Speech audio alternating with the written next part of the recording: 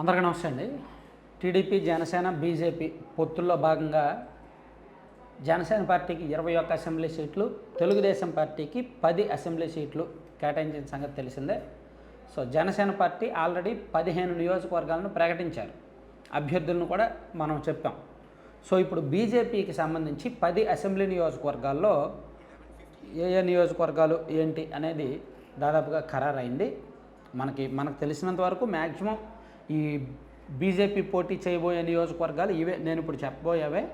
Maybe చివరి నిమిషంలో ఏమైనా మార్పులు చేర్పులు ఉంటే, కొంతమంది నాయకులు అలకలు గొడవల కారణంగా, పార్టీలు ఒప్పుకోని కారణంగా ఏమైనా ఇష్యూస్ ఉంటే మారుస్తారు.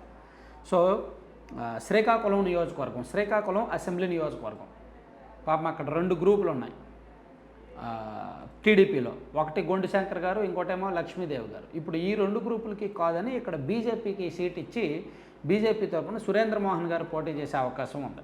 యాక్చువల్లీ ఈ సీటు బీజేపీకి చాలా కష్టం, డైజెస్ట్ అవ్వదు, ఓట్లు బదిలీ అవ్వకపోవచ్చు. ధర్మాన ప్రసాదరావు గారికి ఈజీ అయిపోద్ది ఒక రకంగా, అంటే నా పర్సనల్ ఒపీనియన్. ఇక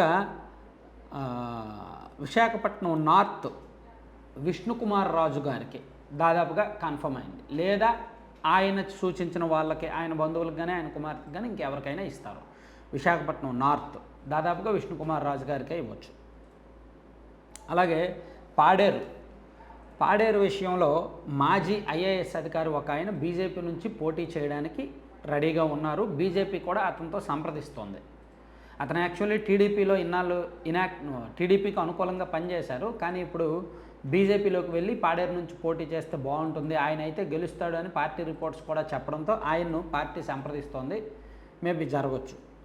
మాజీ ఐఏఎస్ ఒక ఆయన. నెక్స్ట్ అనపర్తి సీటు బీజేపీ కంటే ఇది కూడా కొంచెం కష్టమే, పరిస్థితులు కాస్త అనుకూలంగా ఉండకపోవచ్చు. అనపర్తిలో వైసీపీ, టీడీపీ హోరాహోరీగా ఉన్నాయి. టీడీపీ నుంచి నల్లమల్లి రామకృష్ణారెడ్డి గారు పోటీ చేయడానికి రెడీ అవుతున్నారు. ఆ టైంలో ఇక్కడ కొంచెం ఇష్యూస్ రావడం, అది బీజేపీకి ఇవ్వడంతో ఈ సీటు కూడా ఓట్లు బదిలీ కాస్త డౌట్. ఇక కైకలూరు నియోజకవర్గం నుంచి యాక్చువల్లీ కామినేని శ్రీనివాస్ గారు పోటీ చేస్తారేమో అనుకుంటే మాజీ మంత్రి, ఇప్పుడు సోమవీర్రాజు గారి పేరు వినిపిస్తోంది. ఒకవేళ ఈ సీట్ కామినేని శ్రీనివాస్ గారికి ఇస్తే నో ఇష్యూ, ఓట్లు ట్రాన్స్ఫర్ అవుతాయి. సోమవీర్రాజు గారికి కనుక ఈ సీట్ ఇస్తే మాత్రం ఓట్లు బదిలీ కష్టమే. జనసేన వాళ్ళు, టీడీపీ వాళ్ళు ఆయన బీజేపీ సింబల్కి వెయ్యాలని ఉన్నప్పటికీ సోమవీర్రాజు గారి మీద ఉన్న వ్యతిరేకత కారణంగా వేస్తారో లేదో డౌట్. అలాగే విజయవాడ వెస్ట్, యాక్చువల్లీ ఇది జనసేన సీటు. జనసేన నుంచి పోతిన వెంకట మహేష్ పోటీ చేయాలి, కానీ ఇప్పుడు అది బీజేపీకి ఇచ్చారు. సో బీజేపీ నుంచి ఎవరు పోటీ చేస్తారనేది ప్రస్తుతానికి క్లారిటీ లేదు. ఉన్నారు చాలామంది ట్రై చేస్తున్నారు. ఇక బద్వేలు నియోజకవర్గం, బద్వేలు నుంచి సురేష్ గారు పోటీ చేసే అవకాశం ఉంది. అలాగే జమ్మలమడుగు నియోజకవర్గం, జమ్మలమడుగు నుంచి మాజీ మంత్రి ఆదినారాయణ రెడ్డి గారు బీజేపీ నుంచి పోటీ చేసే అవకాశం ఉంది. యాక్చువల్ అక్కడ టీడీపీ ఇన్ఛార్జిగా భూపేష్ గారు ఉన్నారు, వాళ్ళ బంధువే, వాళ్ళ అన్నయ్య కొడుకు ఎవరో. సో ఇప్పుడు అతన్ని కాదని ఆదినారాయణ రెడ్డి గారు పోటీ చేస్తారు జమ్మలమడుగు నుంచి. ఇక ధర్మవరం నుంచి ఇక్కడ ట్విస్ట్, ధర్మవరం టీడీపీ ఇన్ఛార్జిగా పరిటాల శ్రీరామ్ గారు ఉన్నారు.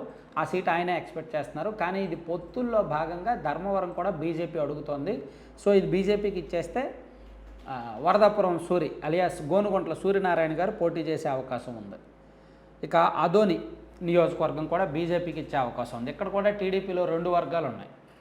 మీనాక్షి నాయుడు గారి వర్గమును మరో వర్గం ఒకటి ఉంది, 2 వర్గాలు ఉన్నాయి. సో ఇప్పుడు వీళ్ళిద్దరికీ కాదని చెప్పి ఆ జిల్లా అధ్యక్షుడు నీలకంఠం గారి పేరు పరిశీలిస్తున్నారు బీజేపీకి ఇవ్వడానికి. సో ఇలా శ్రీకాకుళం, విశాఖపట్నం నార్త్, పాడేరు, అనపర్తి, కైకలూరు, విజయవాడ వెస్టు అక్కడికి అవగా, ఇంకా బద్వేలు, జమ్మలమడుగు, ధర్మవరం, అదోని ఈ సీట్లు మొత్తం బీజేపీకి ఇవ్వబోతున్నారనమాట. అయితే దీనిలో ఎన్ని గెలుస్తారో ఆ మాట కూడా చెప్పేస్తా.